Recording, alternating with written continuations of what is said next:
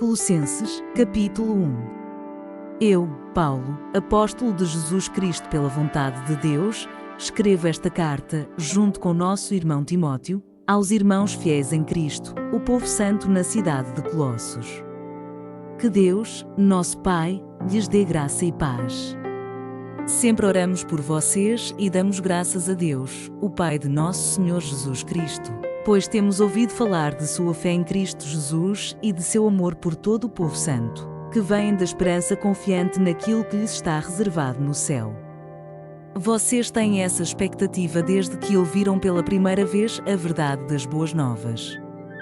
Agora, as mesmas boas novas que chegaram até vocês estão se propagando pelo mundo todo. Elas têm crescido e dado frutos em toda parte, como ocorre entre vocês desde o dia em que ouviram e compreenderam a verdade sobre a graça de Deus. Vocês aprenderam as boas novas por meio de Epáfras, nosso amado colaborador. Ele é servo fiel de Cristo e nos tem ajudado em favor de vocês. Ele nos contou do amor que o Espírito lhes tem dado. Por isso, desde que ouvimos falar a seu respeito, não deixamos de orar por vocês. Pedimos a Deus que lhes conceda pleno conhecimento de sua vontade e também sabedoria e entendimento espiritual. Então vocês viverão de modo a sempre honrar e agradar ao Senhor, dando todo tipo de bom fruto e aprendendo a conhecer a Deus cada vez mais. Oramos também para que sejam fortalecidos com o poder glorioso de Deus, a fim de que tenham toda a perseverança e paciência de que necessitam. Que sejam cheios de alegria e sempre deem graças ao Pai. Ele os capacitou para participarem da herança que pertence ao seu povo santo, aqueles que vivem na luz. Ele nos resgatou do poder das trevas e nos trouxe para o reino de seu Filho amado, que comprou nossa liberdade e perdoou nossos pecados. Cristo é Supremo Filho, é a imagem do Deus invisível e é supremo sobre toda a criação. Pois, por meio dele, todas as coisas foram criadas, tanto nos céus como na terra, todas as coisas que podemos ver e as que não podemos, como os tronos, reinos, governantes e as autoridades do mundo invisível.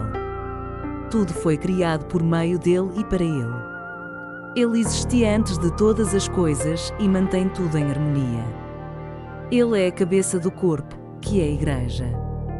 Ele é o princípio, supremo sobre os que ressuscitam dos mortos, portanto, ele é primeiro em tudo. Pois foi do agrado do Pai que toda a plenitude habitasse no Filho e, por meio dele, o Pai reconciliou consigo todas as coisas. Por meio do sangue do Filho na cruz, o Pai fez as pazes com todas as coisas, tanto nos céus como na terra.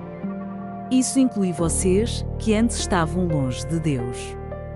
Eram seus inimigos, dele separados por seus maus pensamentos e ações. Agora, porém, ele os reconciliou consigo por meio da morte do Filho no corpo físico. Como resultado, vocês podem se apresentar diante dele santos, sem culpa e livres de qualquer acusação. É preciso, porém, que continuem a crer nessa verdade e nela permaneçam firmes. Não se afastem da esperança que receberam quando ouviram as boas novas, que foram anunciadas em todo o mundo e que eu, Paulo, fui designado servo para proclamar. Alegro-me quando sofro por vocês em meu corpo, pois participo dos sofrimentos de Cristo, que continuam em favor de seu corpo, a Igreja. Deus me deu a responsabilidade de servir seu povo, anunciando-lhes sua mensagem completa.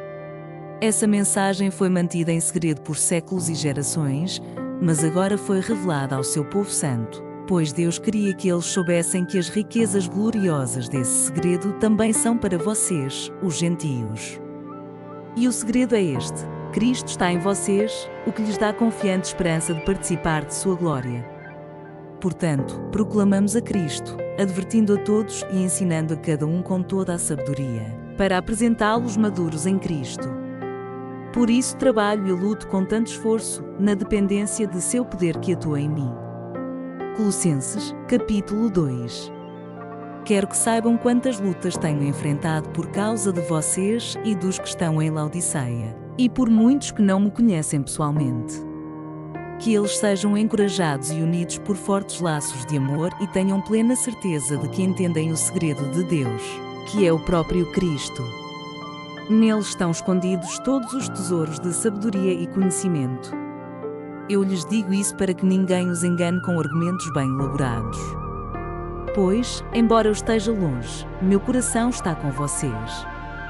E eu me alegro de que estejam vivendo como devem e de que sua fé em Cristo seja forte. E agora, assim como aceitaram Cristo Jesus como Senhor, continuem a segui-lo. Aprofundem nele suas raízes e sobre ele edifiquem sua vida. Então sua fé se fortalecerá na verdade que lhes foi ensinada, e vocês transbordarão de gratidão.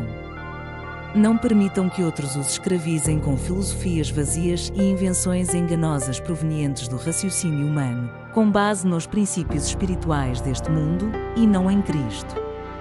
Pois nele habita em corpo humano toda a plenitude de Deus. Portanto, porque estão nele, o cabeça de todo governante e autoridade, vocês também estão completos. Em Cristo vocês foram circuncidados, mas não por uma operação física, e sim espiritual, na qual foi removido o domínio de sua natureza humana. No batismo, vocês foram sepultados com Cristo e, com Ele, foram ressuscitados para a nova vida por meio da fé no grande poder de Deus, que ressuscitou Cristo dos mortos. Vocês estavam mortos por causa de seus pecados e da incircuncisão de sua natureza humana. Então Deus lhes deu vida com Cristo, pois perdoou todos os nossos pecados. Ele cancelou o registro de acusações contra nós, removendo-o e pregando na cruz. Desse modo, desarmou os governantes e as autoridades espirituais e os envergonhou publicamente ao vencê-los na cruz. Portanto, não deixem que ninguém os condene pelo que comem ou bebem, ou por não celebrarem certos dias santos, as cerimonias da lua nova ou os sábados. Pois essas coisas são apenas sombras da realidade futura, e o próprio Cristo é essa realidade. Não aceitem a condenação daqueles que insistem numa humildade fingida e na adoração de anjos e que alegam ter visões a respeito dessas coisas. A mente pecaminosa deles os tornou orgulhosos, e eles não estão ligados a Cristo, que é a cabeça do corpo. Unido a Ele por meio de suas juntas e seus ligamentos, o corpo cresce à medida que é nutrido por Deus. Vocês morreram com Cristo, e Ele os libertou dos princípios espirituais deste mundo. Então, por que continuar a seguir as regras deste mundo, que dizem, não mexa, não prove, não toque? Essas regras não passam de ensinamentos humanos sobre coisas que se deterioram com o uso. Podem até parecer sábias, pois exigem devoção, abnegação e rigorosa disciplina física, mas em nada contribuem para vencer os desejos da natureza pecaminosa. Colossenses, capítulo 3. Uma vez que vocês ressuscitaram para uma nova vida com Cristo, mantenham os olhos fixos nas realidades do alto, onde Cristo está sentado no lugar de honra, à direita de Deus. Pensem nas coisas do alto, e não nas coisas da terra. Pois vocês morreram para esta vida, e agora sua verdadeira vida está escondida com Cristo em Deus. E quando Cristo, que é sua vida, for revelado ao mundo inteiro, vocês participaram de sua glória. Portanto, façam morrer as coisas pecaminosas e terrenas que estão dentro de vocês. Fiquem longe da imoralidade sexual, da impureza, da paixão sensual, dos desejos maus e da ganância, que é a idolatria. É por causa desses pecados que vem a ira de Deus. Vocês costumavam praticá-los quando sua vida ainda fazia parte deste mundo, mas agora é o momento de se livrarem da ira, da raiva, da maldade, da maledicência e da linguagem obscena. Não mintam uns aos outros, pois vocês se despiram de sua antiga natureza e de todas as suas práticas perversas. Revistam-se da nova natureza e sejam renovados à medida que aprendem a conhecer seu Criador e se tornam semelhantes a Ele. Nessa nova vida, não importa se você é judeu ou gentio, se é circuncidado ou incircuncidado, se é inculto ou incivilizado, se é escravo ou livre. Cristo é tudo que importa, e Ele vive em todos. Visto que Deus os escolheu para ser seu povo santo e amado, revistam-se de compaixão, bondade, humildade, mansidão e paciência. Sejam compreensivos uns com os outros e perdoem quem os ofender. Lembrem-se de que o Senhor os perdoou, de modo que vocês também devem perdoar. Acima de tudo, revistam-se do amor que une todos nós em perfeita harmonia. Permitam que a paz de Cristo governe o seu coração, pois, como membros do mesmo corpo, vocês são chamados a viver em paz. E sejam sempre agradecidos. Que a mensagem a respeito de Cristo, em toda a sua riqueza, preencha a vida de vocês. Ensinem e aconselhem uns aos outros com toda a sabedoria. Cantem a Deus salmos, hinos e cânticos espirituais com o coração agradecido. E tudo o que fizerem ou disserem, façam em nome do Senhor Jesus, dando graças a Deus, o Pai, por meio dele. Esposas, sujeite-se cada uma a seu marido, como é próprio a quem está no Senhor. Maridos, ame cada um a sua esposa e nunca a trate com aspereza. Filhos, obedeçam sempre a seus pais, pois isso agrada ao Senhor. Pais, não irritem seus filhos, para que eles não desanimem. Escravos, em tudo obedeçam a seus senhores terrenos. Procurem agradá-los sempre, e não apenas quando eles estiverem observando. Sirvam-nos com sinceridade, por causa de seu temor ao Senhor. Em tudo que fizerem, trabalhem de bom ânimo, como se fosse para o Senhor, e não para os homens. Lembrem-se de que o Senhor lhes dará uma herança como recompensa e de que o Senhor a quem servem é Cristo. Mas, se fizerem o mal, receberão de volta o mal, pois Deus não age com favoritismo. Colossenses, capítulo 4. Senhores, sejam justos e imparciais com seus escravos. Lembrem-se de que vocês também têm um Senhor no céu. Dediquem-se à oração com a mente alerta e o coração agradecido. Orem também por nós, para que Deus nos dê muitas oportunidades de falar do segredo a respeito de Cristo.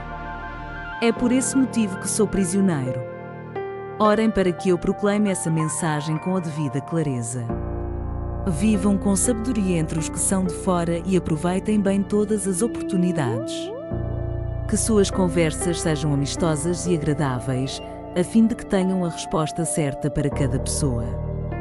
Tíquico, irmão amado e colaborador fiel que trabalha comigo na obra do Senhor, lhes dará um relatório completo de como tenho passado.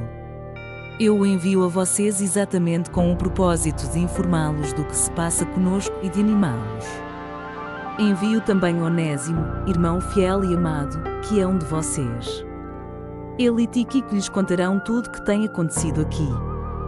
Aristarco, que é prisioneiro comigo, lhes envia saudações, e assim também Marcos, primo de Barnabé.